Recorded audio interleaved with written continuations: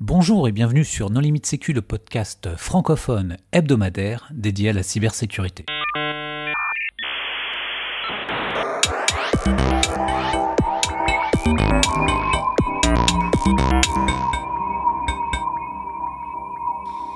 Alors aujourd'hui, nous allons parler d'un cadre qui s'appelle X1060 avec Arnaud Tadé.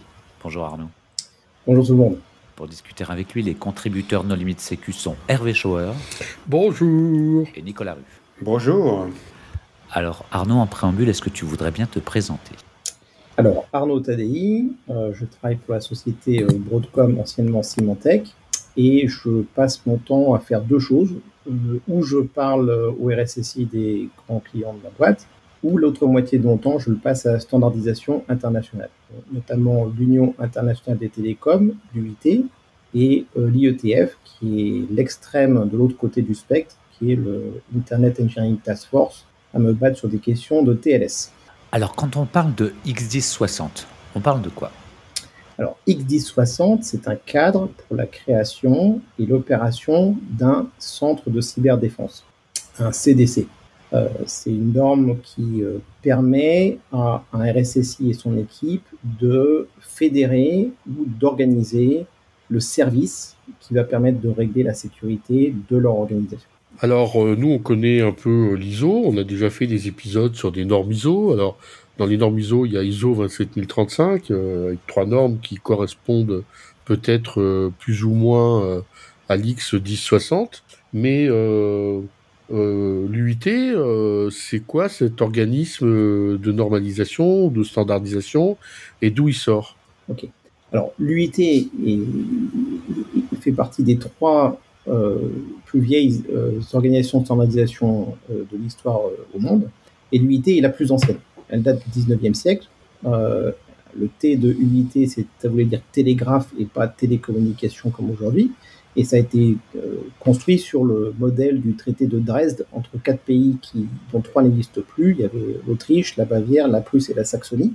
Et ils ont organisé le premier traité qui leur permettait de pouvoir communiquer entre eux, d'interagir. Et notamment, ce traité qui est en lettres gothiques allemandes de l'époque, parle déjà à l'époque, en 1865, je crois, de privacy et de sécurité. Donc on n'a pas vraiment inventé grand-chose de notre côté, mais on a oublié tout ça. Il y avait les mêmes problèmes qu'on a aujourd'hui en sécurité, en privacy. Donc l'ISO est très connu par tout le monde parce que l'ISO a été très smart. Ils ont mis le nom de leur norme, de leur institution dans le nom de leur norme. Donc on parle de ISO 27000 quelque chose. L'UIT qui est très ancien et très important, on ne le connaît pas, pourtant les plus anciens d'entre nous se rappellent de X.25, de X.509, c'est la base de la République d'infrastructure. Ouais, je pense qu'aujourd'hui, le standard le plus connu, c'est X509, mais les plus anciens connaissent X25, voilà. Et puis il y en a qui ont connu X400, même si c'est RFC 822 qui a gagné.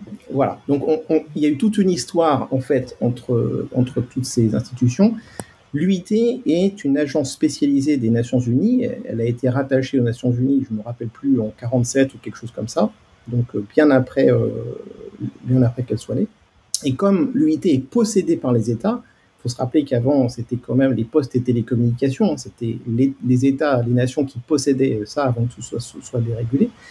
Et donc, du coup, c'est pour ça que ça fait partie des Nations Unies. Donc, l'IEC a été fait par Lord Kelvin, c'était pour, en gros, régler les problèmes électriques et surtout faire comprendre aux gens l'électricité, c'est safe, et l'ISO a fait tout le reste. Et donc, les 3, en fait, ont une connexion entre eux. Donc, on connaît bien l'ISO, parce qu'encore une fois, ils ont été, au niveau marketing, pas mauvais.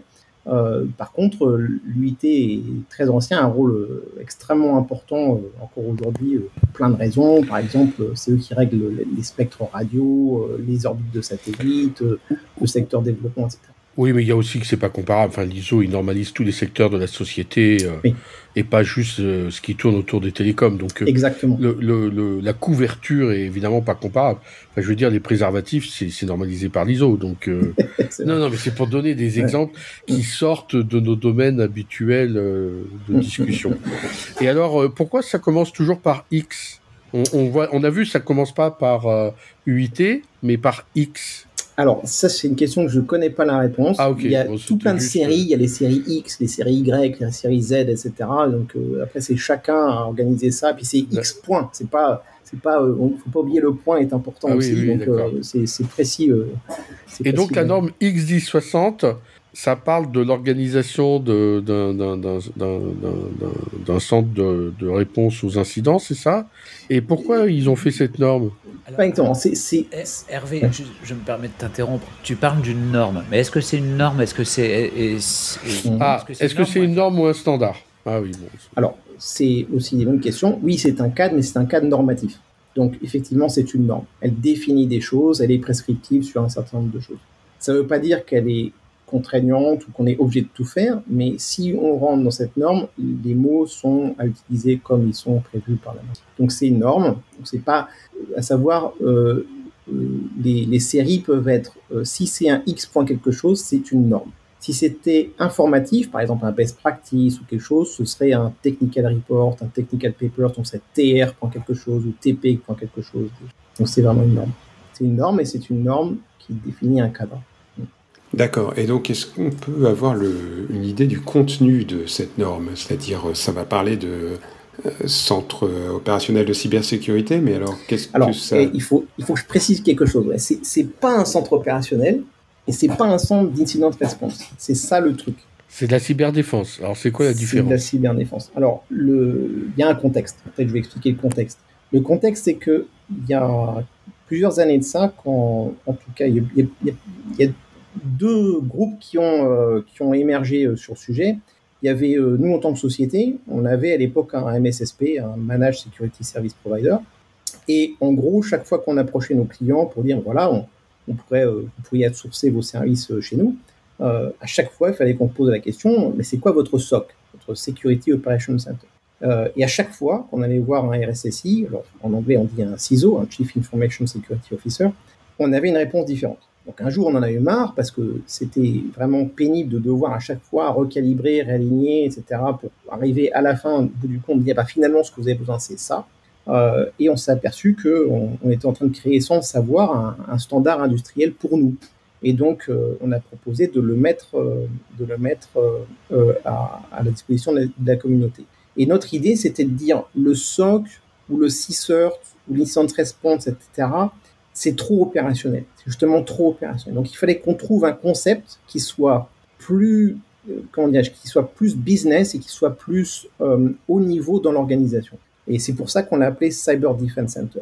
Alors, le nom, il pose aussi des problèmes que je n'avais pas du tout prévus, c'est que les États, et notamment, on en parlera plus tard, les États africains qui sont très demandeurs de cette norme parce qu'ils ont compris l'intérêt, dans les ministères, quand même, ils disent, mais Cyber Defense Center, mais donc c'est un objet militaire.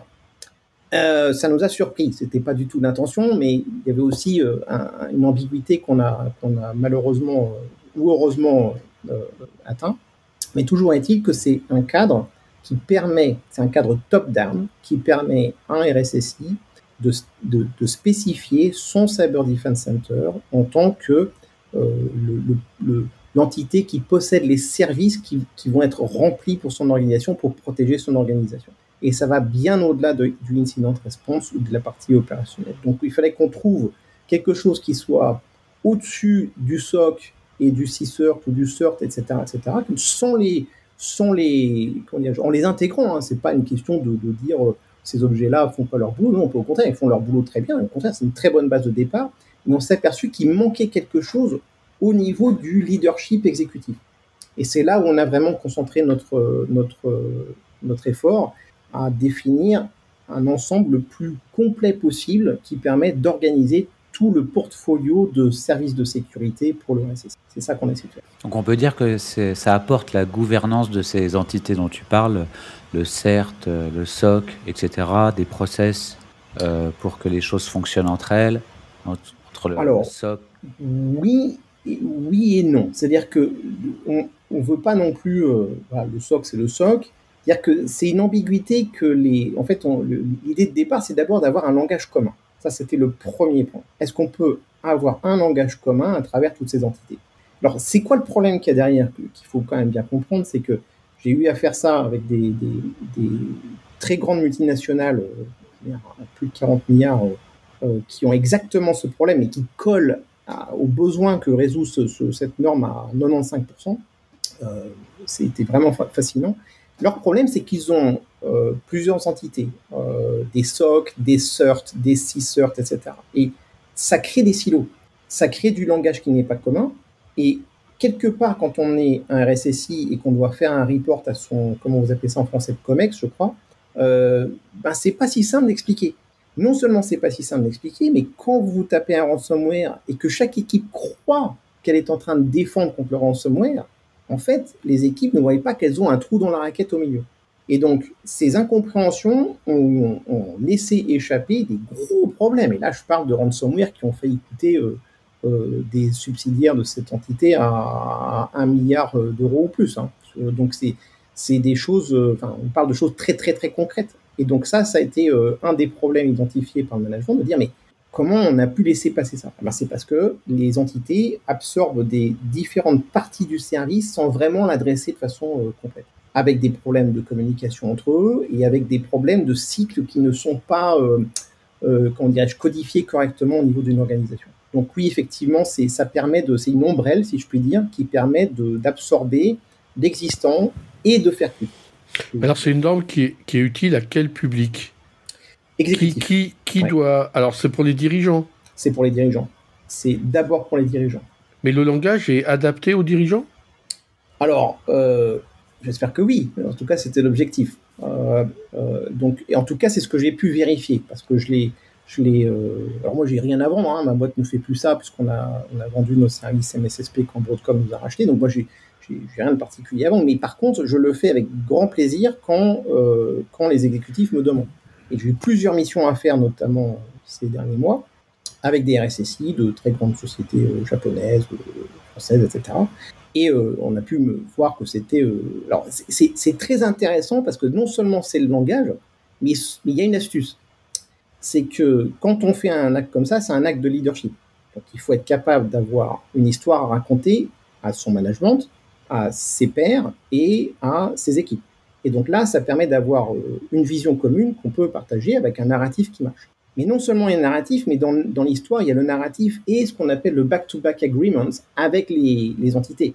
J'ai cette idée, est-ce que toi, entité X, tu peux contribuer dedans ? Ah oui, non, je peux pas, j'ai pas envie, j'ai pas les trous, j'ai pas le temps. Donc il y a toujours des raisons qui font que les entités qui devraient participer à la création, à la co-création de ce Cyber Defense Center vont râler. Un intérêt de la norme, c'est que ça permet de neutraliser ce qu'on appelle les prima donnas. On sait très bien que si je prends une multinationale X, il y a plein de gens qui vont vouloir, pour des raisons de carrière, des raisons diverses, vouloir utiliser leur position pour passer à une autre position. Et donc ça permet d'avoir une norme externe avec un langage que à peu près tout le monde peut comprendre pour pouvoir dire, non, la norme, elle dit ça. Donc au lieu de se confronter entre nous, on va se confronter à une norme. Ça donne un intérêt intéressant. C'est intéressant pour les leaders parce que ça leur permet de désamorcer un certain nombre de problèmes et de neutraliser un certain nombre de débats qui ne sont pas très utiles. Donc là, ils ont bien repéré aussi l'astuce que leur apportait cette norme. C'est une vraie astuce tactique aussi pour ça. Donc apparemment, moi, le retour que j'ai des différents dirigeants que j'ai rencontrés, c'est que oui, le langage est adapté. Il y a des tas d'astuces dedans, quand même. On est assez loin. Et à quel moment il faut que je donne cette norme à mon dirigeant ? Alors, il y a vraiment... Non, mais par exemple, si je considère que l'organisation SOC, CSIRT, l'externalisation chez nous est pas bonne, je veux dire, quelle va être l'utilité pour l'auditeur de la norme qui est destination de son dirigeant ? Alors, il y a vraiment plein de cas. Je n'ai pas fait de catégorie de tous ces cas-là, mais je dirais le cas le plus, immédiat, c'est une grande entreprise qui a déjà beaucoup d'entités parce qu'ils ont fait des rachats, ils ont plein de SOC existants, c'est une multinationale, ils en ont un peu partout. Là, ça, c'est un très, très, très bon cas quand un leader veut commencer à un petit peu rationaliser tout ça. Ça, c'est le cas le plus juteux, si je puis dire, en termes de gains pour une entreprise. Je vois tout de suite à qui ce serait très utile. Alors, ok, je peux pas dire. Bon, vous connaissez mieux l'environnement en France que moi. Ça fait 30 ans que j'y ai pas été, donc je dois tout réapprendre à zéro. Mais toujours est-il que, oui, alors ça c'est un cas. J'ai vu aussi, c'est le gros cas. Après, j'ai vu des tas d'autres cas, des entités plus petites. Ils ont simplement quelques entités, mais ils comprennent bien que il y a trop de silos et il y a aussi un autre problème de ressources. Comment je fais pour attirer les bonnes personnes? Parce qu'on manque, je ne vous l'apprends pas, on a un déficit monstrueux de professionnels.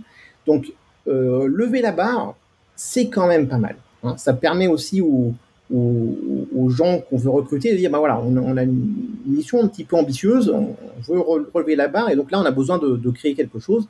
Donc ça intéresse aussi les gens de ce point de vue-là. Donc, il y a un intérêt de recrutement, il y a un intérêt d'attractivité.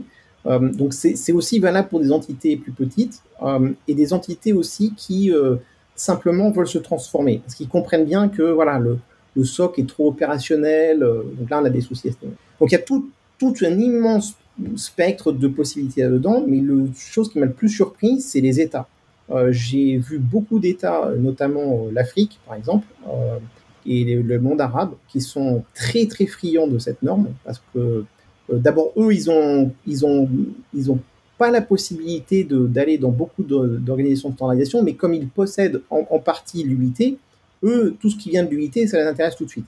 Et en particulier celle-ci. Donc, on a eu un boom de demandes de l'Ouganda, du Nigeria, de l'Afrique du Sud, de l'Algérie, enfin, je vous passe des pays. Et là, c'est ou pour leurs opérateurs, par exemple, les grands opérateurs locaux, ou pour leurs entités étatiques. Là, c'est pareil. Ils se sont aperçus qu'ils étaient beaucoup trop fractalisés entre leurs agences, et donc du coup, c'était exactement ce qu'il leur fallait comme véhicule de transformation. Et la XJ60, elle est disponible sur Internet? Alors oui, l'UIT, au contraire de l'ISO, ne fait pas payer ses normes. Donc elles sont accessibles publiquement, et elles sont traduites dans 6 langues. Donc c'est traduit en anglais, en français, en russe, en espagnol, en chinois et en arabe. Et en général, en combien de temps on peut la mettre en œuvre? Et quels sont les critères de succès? Comment on sait qu'on l'a mise en œuvre et que ça fonctionne? Alors, on a encore, je dirais, c'est encore le début de cette norme, donc c'est difficile à dire, mais l'exemple le plus flagrant qu'on ne s'en rend pas compte, c'était les Jeux Olympiques japonais. Les Jeux Olympiques japonais, l'un des succès de pourquoi ils ont arrêté, donc pour rappel, je crois que le Brésil avait subi 500 millions d'attaques en 15 jours, les Japonais en ont subi 5 milliards.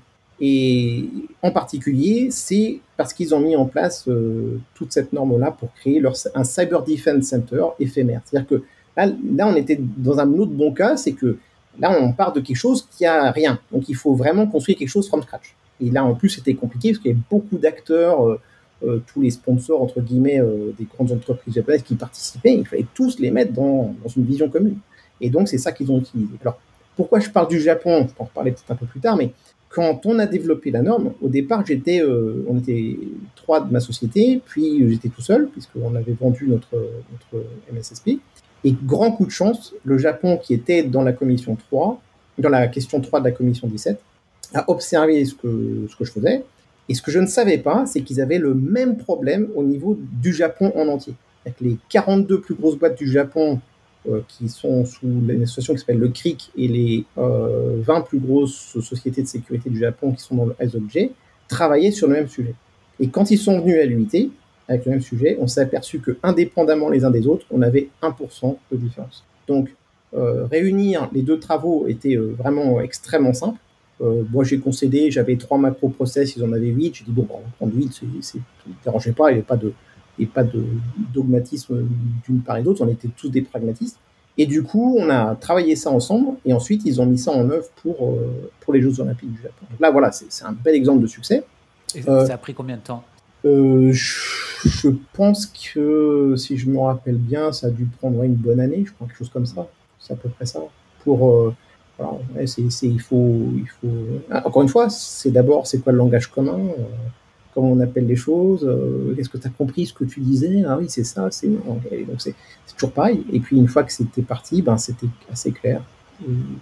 Et donc, ils l'ont fait. Et Donc ça, les Japonais c'est fort, hein, ils l'ont traduit en japonais, je crois qu'il y a 2 mois de ça, et en 5 jours, ils ont eu 5000 downloads. Donc j'ai pas vérifié avec eux, mais 5000 downloads pour une norme pareille qui est très spécialisée, c'était en 5 jours, c'était vraiment un coup, quoi.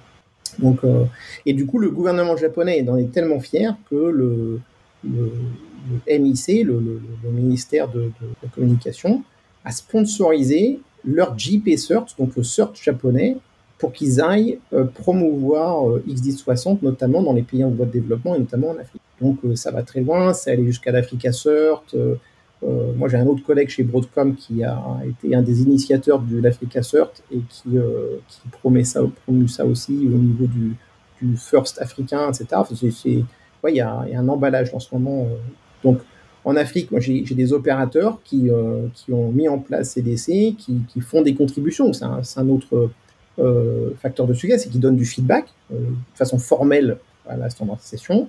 Il y a le Nigeria aussi, par exemple, a mis ça en place Alors, encore une fois, le Cyber Defense Center, cette norme, elle propose 64 services.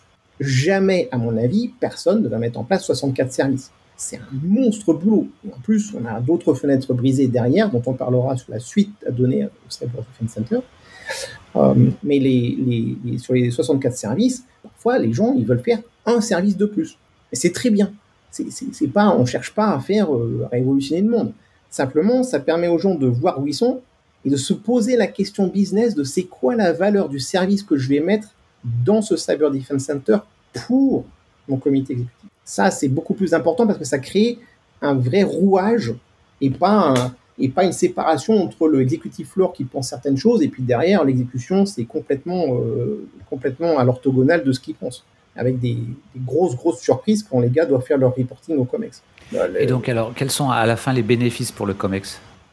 Le COMEX, tout d'un coup, il a un objet qui peut modeler, qui peut gérer, qui peut comprendre, ce qui n'est pas le cas aujourd'hui. Aujourd'hui, le SOC, il est au fin fond de l'organisation et le COMEX, il ne s'occupe pas de ça. Il veut savoir les grands problèmes macroscopiques, les risques, qu'est-ce qu'il doit régler à court, moyen, long terme. Donc là, c'est différent parce que là, un truc très simple, c'est qu'il y a tout un ensemble de services qui sont liés, qui sont uniquement pour les relations externes. Aujourd'hui, vous n'avez pas ça dans les aspects opérationnels. C'est très différencié. Alors que là, tout le monde est dans la même équipe. Donc, tout le monde est non seulement dans la même équipe, mais ce que dit le cadre, c'est qu'on va faire 3 choses. On va faire un process de build, un process de management et un process d'évaluation. Les 3 sont liés avec 2 cycles, un cycle court et un cycle long. J'ai un cycle court entre mon incident response et ma réponse. Très bien, ça doit être le quotidien. Mais j'ai un cycle plus long pour comment mon CDC stratégiquement se modifie et s'améliore. Avec les relations extérieures, l'intérieur, 3 macro-process qui supportent ces cycles courts et ces cycles longs. Donc il y a quand même une construction, un design qui a quand même été fait pour que cet objet puisse être comme une bonne bouteille de vin qu'on tourne d'un quart tous les ans pour qu'il se bonifie. Et de toute façon, en faisant complètement partie du business. J'espère que ça répond à la question. Est-ce que tu peux quand même donner, disons, la table des matières pour que les gens se fassent une idée des points abordés ou est-ce que c'est beaucoup trop épais ? Je ne me rends pas compte, tu n'as même pas dit le nombre de pages qu'il y avait dans cette page. Ah oui, alors j'avoue, j'ai oublié, je crois que ça va faire 24 ou 28 pages, je ne me rappelle même plus, j'avoue franchement.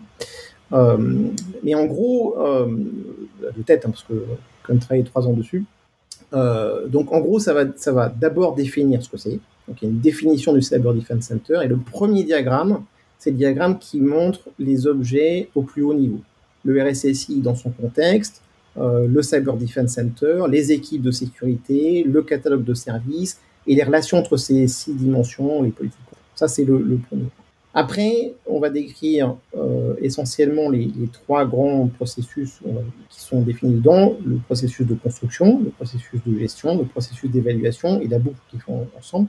Puis on zoome sur chacun des 3, puis on montre l'ensemble du Cyber Defense Center avec ses 64 services, les 8 macro-process, les différentes... donc un diagramme qui est un peu qui est très dense, qui va montrer tout ça sur une seule vue, où on a effectivement tout ensemble. Et après, on va décrire encore la partie des 64 services uniquement à haut niveau. On ne peut pas se permettre de le faire de façon profonde, hein, c'est pas possible. Et puis j'oublie certainement des tas de choses. Puis dedans, il y a des tas d'astuces. Par exemple, à un moment donné, on pose la question, mais c'est des questions de comment je génère le portfolio, comment je génère les services, quelles évaluations je donne pour savoir si je dois outsourcer ou insourcer. Donc on a fait quand même pas mal de petits benchmarks assez pragmatiques, hein, c'est pas des calculs compliqués, hein, c'est vraiment des mathématiques de base, mais pour avoir un sens de quelle décision on peut prendre à quel moment. On ne cherche pas non plus à ce que une entité fasse tout. Hein. Non, il y a un écosystème industriel, on peut vouloir outsourcer certaines choses, au contraire, on outsource. Du coup, quel est on va dire, l'avenir de ce document? Est-ce que c'est comme l'ISO 27000, par exemple, où il y a une révision tous les ans, tous les 2 ans, tous les 5 ans, ou est-ce que c'est des idées tellement haut niveau que en fait, ce sera forcément applicable ad vitam, alors que l'informatique est informatique? Il y a forcément une différence, puisque la 27001, il y a une certification. Sur la X1060, il n'y a pas de certification. C'est un guide, chacun est libre de s'en servir. Alors, après, j'imagine qu'il y aura des révisions, comme toute norme. Tout à fait. Alors, en fait, nous, on a fait cette norme dans un autre contexte. C'est que si on prend un peu de recul, on s'est aperçu qu'on avait un énorme problème en cybersécurité avec un ensemble de collègues. Et en gros, il nous manquait l'équivalent d'un modèle OSI pour la sécurité. Et donc, dans une idée de s'il y avait un modèle OSI pour la sécurité, le premier niveau qui serait, je ne parle pas du risque, etc., qui est hors cadre, puisqu'on se concentre sur la sécurité opérationnelle, le premier niveau, c'est les people, donc les gens et les process. Et là-dedans, on s'est aperçu, mais on a défini le SOC quelque part? Non. C'est pour ça qu'on a dit, on va remplir cette boîte-là pour arrêter l'hémorragie qu'on a d'un point de vue normatif, où on a tellement de manques au niveau opérationnel. Donc, on a fait ça dans ce cadre-là. C'est important parce que derrière, on va s'apercevoir qu'il y a des tas de dépendances qui vont venir après. Donc, pour répondre concrètement à ce qui arrive à ce document, on a eu énormément de demandes. On nous a demandé un guide d'assessment, un guide de mesure de maturité, un guide de gouvernance, un guide de certification. Voilà, on nous a déjà demandé tout ça. Alors, voilà, on n'est pas non plus beaucoup de gens, donc on fait ce qu'on peut et on s'est posé des questions. La première sortie qu'il va y avoir par rapport à ça, ce sur quoi on travaille en ce moment, c'est un supplément au Cyber Defense Center. Donc c'est, je ne sais plus si c'est x.sub.cdc ou x.cdc.sub, je l'oublie toujours. Et donc il n'a pas encore de numéro parce qu'il est en développement. Donc quand un work item, donc un élément de travail est en cours de développement, il a des lettres. Une fois qu'il a fini tout le processus de consensus, de consent, etc., je vous passe ça parce que c'est une discussion en tant que telle. Une fois qu'il a passé tout son processus, on lui donne un numéro, il est traduit, il est publié, voilà. Donc il n'a pas encore de numéro. Et l'objectif de supplément au départ, c'était simplement de faire un tutoriel, donc un ensemble de slides, une présentation, pour expliquer aux gens ce que c'est ou également ce que c'est pas. Donc on a toute une partie qui dit ce que ça ne fait pas, c'est ça. Donc, quelque chose, voilà, c'est hors cadre, on s'occupe pas de ça. Donc ça a été une première chose. Et en le faisant, on s'est aperçu qu'il fallait qu'on aille un peu plus loin. Et ce qu'on a fait, donc le draft au moment qui est en train de se développer, c'est quelle suite on donne à ça. Et donc, quelle suite on donne à ça? On s'est aperçu que on a plusieurs pistes. Si on va sur la partie... Alors, au départ, historiquement, ce document faisait 150 pages.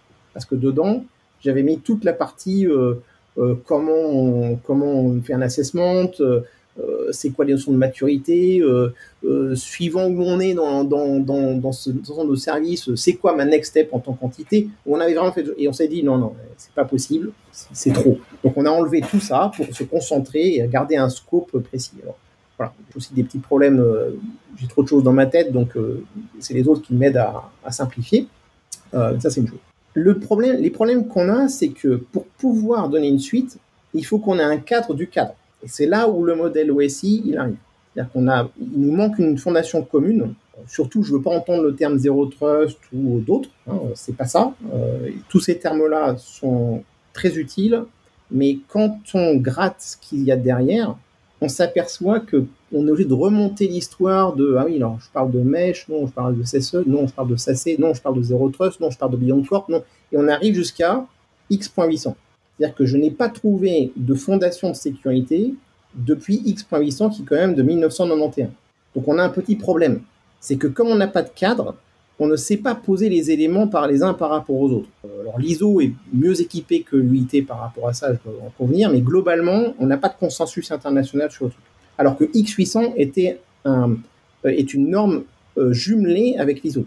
Donc à l'époque, l'UIT et l'ISO bossaient ensemble en jumeaux sur ce texte-là. Donc là, on a un déficit de collaboration, de coopération, qui n'est pas volontaire, hein, c'est pas une question que les gens veulent pas, c'est que il y a un problème dans la standardisation en tant que telle qui fait qu'on n'y arrive pas. Donc on a une cacophonie complète, et donc quand on a commencé à poser des bases à un nouveau modèle OSI pour la sécurité, là tout d'un coup, on a une paire de lunettes qui nous permet de voir, mais il nous manque plein de trucs.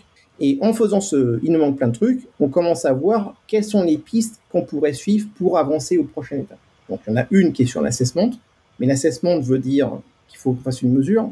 On n'a pas de théorie de la mesure de la sécurité.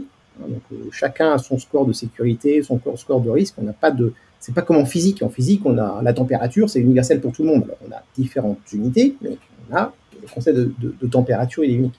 Nous, on n'en a pas en sécurité. Là, on a un trou. L'autre trou qu'on a, c'est que on n'a pas de définition d'une capacité de sécurité.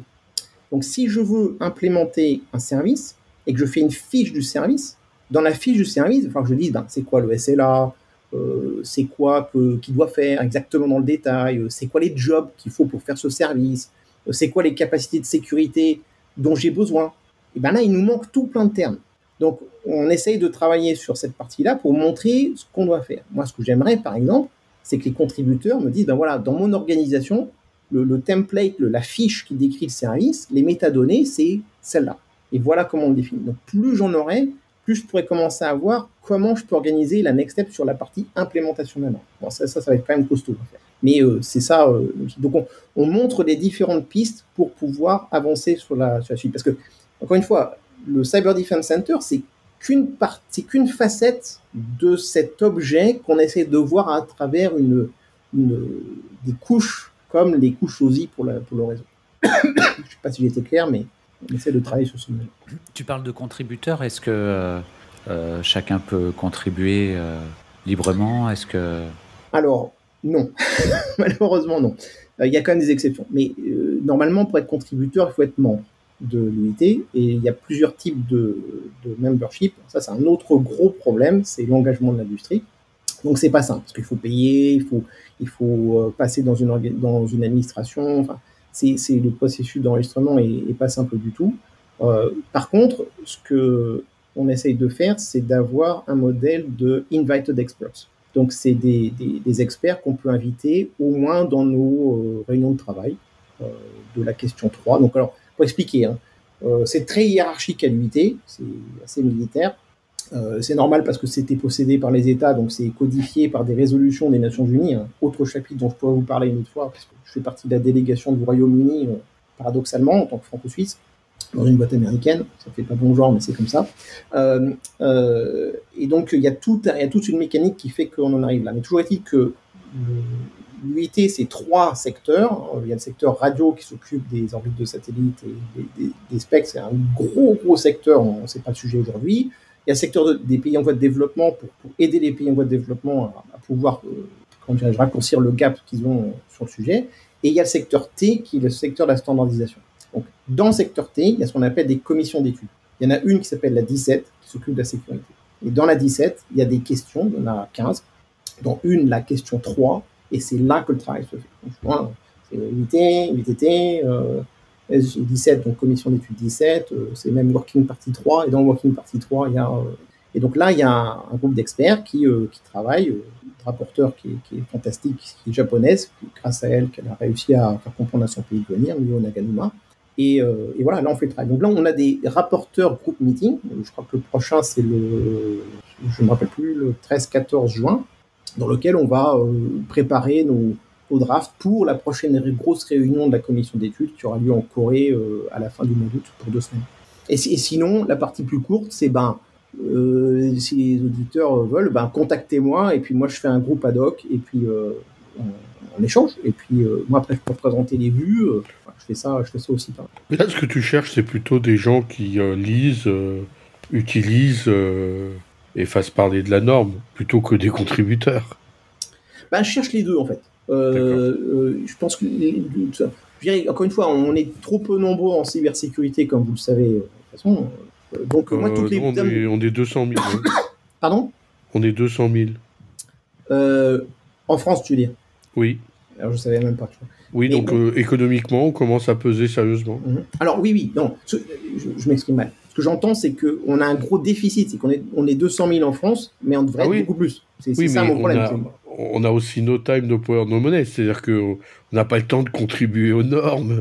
Ah oui, on est déjà occupé à mettre en place la cyber.